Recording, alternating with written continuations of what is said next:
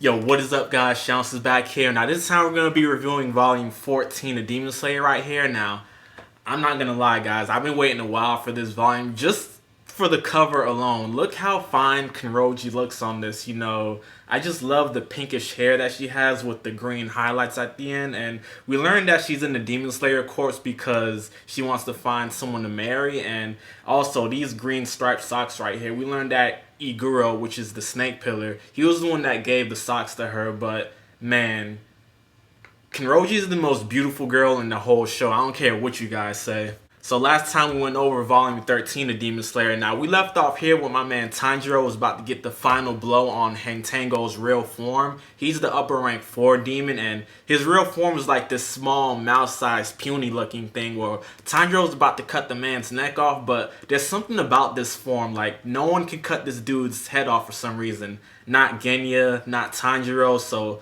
Tanjiro couldn't cut this man's neck off. So my man Tanjiro almost got struck from behind by one of Hantengu's copies, and thanks to Nezuko for coming in clutch and saving Tanjiro, but Hantengu, the upper rank 4 demon. There's something else that we learned about this guy. As OP as we thought he was, there's one of his copies is called the Demon of Anger. Well, now we know that this thing can absorb some of the other copies, making them stronger. So he absorbed the Demon of Pleasure and the Demon of Joy. So this Demon of Anger copy, he looks a lot younger, a lot more badass. He has this like circular pole thing behind him with these different circle symbols on him. Now, this dude looks extremely OP right now. So with this Demon of Anger, this man summons pretty much these wooden tree dragons that just looks extremely badass. And one interesting thing about him is that he pretty much thinks that the Demon Slayer Corps are the ones that are villains, and he thinks that he's doing the right thing. I always thought those were my favorite type of villains, the ones that think that what they're doing is the right thing. Well, he made Tanjiro pissed for some reason, and a pissed off Tanjiro we know is about to go off. So as this fight's going along, we get switched back to my man Gyokko going up against Tokito, and Gyokko is the upper rank 5 demon, and this dude's a beast. He pretty much traps Tokito in a water prison vase, and he gets a little cocky too because he leaves the fight scene because he automatically assumes that Tokito's gonna pretty much die by drowning because he's in this water prison vase and he can't breathe. So Gyokko goes to pretty much terrorize these 2 swordsmiths in a room. One is Haganezuke, which is Tanjiro's swordsmith, and someone named Hanamori, which is the swordsmith for Tokito. So Tokito's trapped in this water prison vase. He's about to give up, but pretty much Kotetsu, which was a younger swordsmith, he's trying to cut the man out of it with just a knife in his hand, which pretty much does nothing. And Tokito's pretty much like, what's the point? I'm gonna die anyway. But this pretty much goldfish creature that comes out of Gyokko's vase is about to attack Kotetsu, and pretty much Tokito starts thinking about everything that Tanjiro and his dad said about, how you gotta help out others, it's the right thing to do, and this gives Tokito the hope that he needs. So this makes Tokito go off, and he does a move that we've never seen before. I believe it was called Mist Breathing Second Form 8-Layered Mist or something like that, and he's able to cut his way out of the water prison vase. Now, this was a badass move right here. Look how badass he looked in this panel right here. Now with this Demon Slayer manga, we've had a lot of sad backstories, and Tokito is no exception from this. The man's mom died of pneumonia. His dad was a woodcutter that died like on a rainy day falling off of a cliff. And he had an older twin brother who pretty much shut down all his ideas about becoming a swordsmith and helping out other people. So Tokito, it's no wonder this dude's messed up in the head. And by the way, during this flashback, they showed Tokito and his older twin brother in this dress, and I'm not gonna lie, I thought this man was a girl at first. I was questioning myself. I was thinking, is Tokito a girl all this time? But he's not. He's definitely not. I was wrong. That's the culture.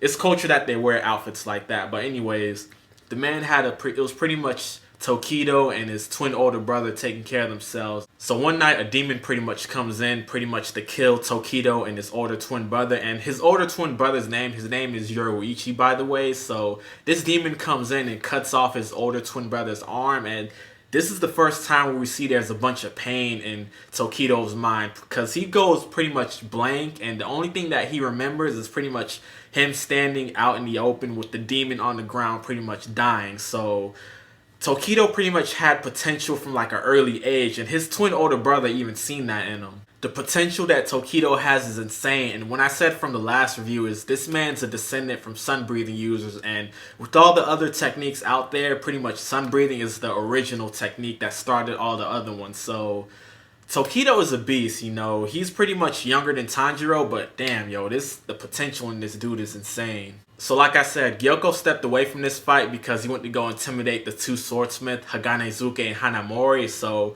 he was about to kill Haganezuke because he was concentrating so hard on forging Tanjiro's katana that my man Tokito stepped in just at the nick of time, and Tokito was looking so badass at this moment. Now, we seen the mark that was on Tanjiro's forehead. Well, Tokito was getting these marks all over his body, and this is how I can tell the momentum of the fight was about to change. You know, the look on Tokito's face and those markings on his body, I knew it was about to go down. And what also happened was that Tokito's swordsmith, Kanamori, gave him a new katana, so everything was just working out for the man Tokito. You know, Gyokko was pissed off that Tokito didn't die in that water prison vase, so he does another move where he brings out these octopus arms out of a vase to start attacking Tokito and everyone else. Well, this one we see another fresh move by Tokito. I believe this one was called Mist Breathing, 5th Form, Sea of Clouds and Haze, and this move was also badass in itself, man, because Gyokko was so cocky that, you know, he instantly warped to his other vase, but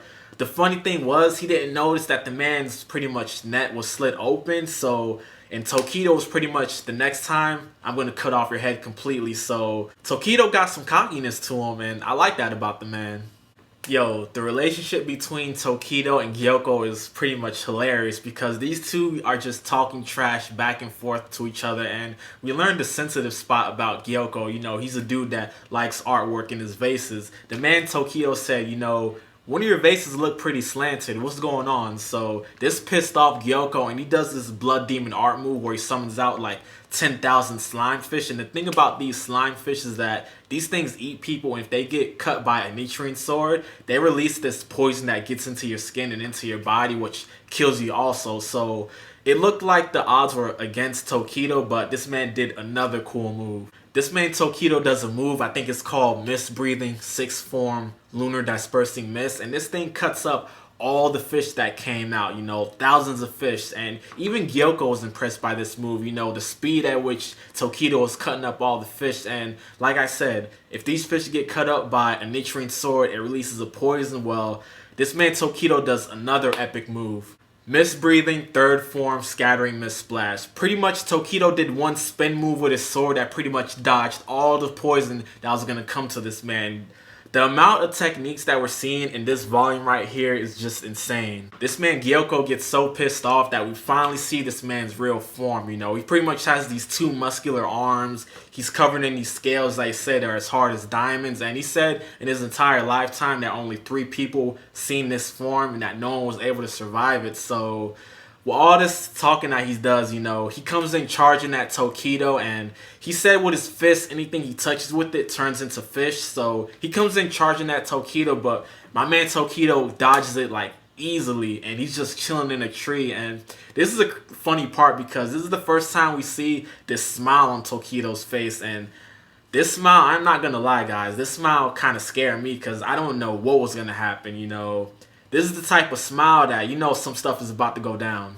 From one of my previous volume reviews, I said that Tokito lost his memory, and when he lost his brother, it gave him this anger that he was never able to forget, and it caused him to train so much that this man was like spitting out blood. So this is the reason why Tokito is such a beast. And with his fight with Gyokko, Gyokko does this blood demon art move, I believe it was called Killer Fish Scales, and this is probably the moment where I see the coolest breathing move in the whole volume. So Tokito does this Mist Breathing, 7th Form, Obscuring Clouds, I think that's what it's called, and this move was so badass. Gyokko could not touch this man. Every time he tried to touch this man, Tokito would just disappear and vanish off. So this move alone made Tokito able to cut off Gyokko's head, and with this breathing move, this man Tokito was able to pretty much change his speed, so he's pretty much going as slow as a turtle to going as fast as Gyokko when he's pretty much switching between his vases. So this move was so epic, guys. You know, I don't know where I rank Tokito out of all my favorite Hashiras, but with this volume right here and all the breathing moves that he's doing, he's getting up there, you know. I love Rengoku and Uzui, but damn, yo. Tokito, he's up there now. I gotta think about how I'm gonna rank these Hashiras now. Yo, this was such an epic fight, and you know that Tokito was giving it his all when the fight is over, and pretty much the man pretty much passes out on the ground, trembling, you know, soaking at the mouth. Like, that dude gave it his all, you know. This fight's gonna be up there with my top ranking fights within the whole series. So the fight transitions back to where Tanjiro, Genya, Nezuko are fighting up against this anger demon. And with these wooden tree dragons that the anger demon is bringing out, these things are a problem because they can emit lightning and these screeching sounds also, like some of the other copies did. So it's looking like a bad situation for Tanjiro and the rest. Just when I thought Tanjiro and the others were going to get crushed by these wooden tree dragons, this is when my girl Kanroji comes to the rescue, and yo, she's so beautiful, guys. I just gotta keep saying that. And she's not all just good looks, guys. This girl is fast as hell too, you know. This girl's she was doing these love breathing moves where she can pretty much chop up all the attacks that these wood dragons were doing to her. So this girl is extremely fast. She's faster than Uzui is. This girl is just a different type of beast, and I think the move was called Love Breathing Third Form Cat Love Shower. This move was so dope. You cannot call this girl a tramp or anything bad like that, because we learned that she has a sensitive side too. Do not make Kanroji piss or she will go off on you. Bro, Kanroji is a beast, you know. Her speed and flexibility is just on another level, you know. The Angry Demon was throwing a whole bunch of moves at her. He even did this one move called, I believe it was called Blood Demon Art, Countless Striking Trees, and this girl was just cutting up everything he was throwing at her, you know. We learned about her blade is extremely sharp and thin, and that no one can pretty much use this weapon that she has. If someone else tries to use it, there's a good chance that they can pretty much cut themselves up. So Kanroji is just a different type of beast, you know. She's extremely unique, but, you know, I love this character. The way that Kanroji moves is just insane. The only time that she slips up is when she's about to cut off the anger demon's neck, and Tanjiro, for some reason, screams out that's not the real demon's body, and this distracts Kanroji, and she gets caught in the screeching sound that the anger demon does. And with the normal person, this will pretty much completely cut up and tear apart their body, but he was impressed because Kanroji was able to keep her body whole, and she was able to pretty much absorb the full attack, you know. We learned that her body is 8 times the muscle density of a normal person, and her strength and metabolism is just like off the charts. With the help of Tanjiro, Nezuko, and Genya, this makes Kanroji pretty much get into her serious mode, and we get a little backstory about Kanroji, about, you know, her past, how she's from a place where they do arranged marriages, and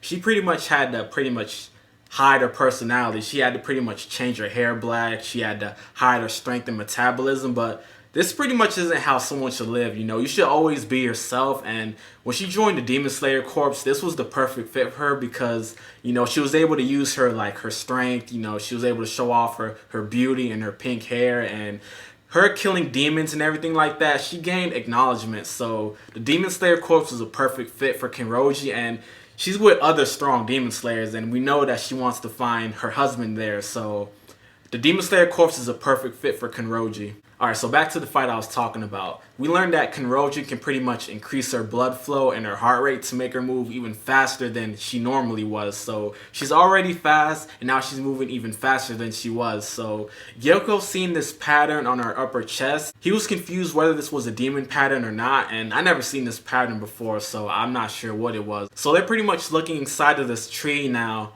I knew Genya was different, but they finally give an explanation about his abilities. When this man eats a demon, he temporarily gains their physical abilities, and what I mean by that is that he's able to pretty much gain their strength and regenerative abilities. You know, the stronger the demon is, the stronger and the more faster he regenerates, and this is pretty interesting because we've never seen anyone in the Demon Slayer Corps that can do this, you know. Nobody else can do this, even his brother, the Winter Shearer, can't do this, so Genya's pretty interesting, you know. He can't use breathing techniques, so it's a good trade-off that he's able to do this, but wow. That's a cool ability, Genya. So my girl Nezuko pretty much uses her burning abilities to set the tree on fire. You know, it also sparks Tanjiro's Kitana on fire. And my man Tanjiro does his Hinokami Kagura dance. And Tanjiro didn't get a lot of shine in this volume, but that's okay because we know how much of a beast and the potential that Tanjiro has. Well, my man Tanjiro is able to cut off this tree, so they can't find this real body, but, you know, we see him running off, and my man Genya pretty much grabs the whole tree and throws it at him. So this is where the volume pretty much ends. So the amount of breathing techniques that we see in this volume right here is just insane. This is one of the best action-packed volumes that I read so far out of all the 14 volumes that I read. You know, like I said, guys, I'm always up to date for these reviews that I do them in, and Tokito was going off, Kanroji was going off, Genya was going off. You know, the action in this volume was just insane, guys. I can't wait to see what happens in volume 15, but yo, she's so beautiful and she's so powerful and fast. You know, I just love Kanroji, guys. That was my volume review of Demon Slayer. You know, we did volume 14. That was my review, guys. I hope you guys have a great day and stay safe. You know, this girl is a beast right here, guys. And beautiful. Peace.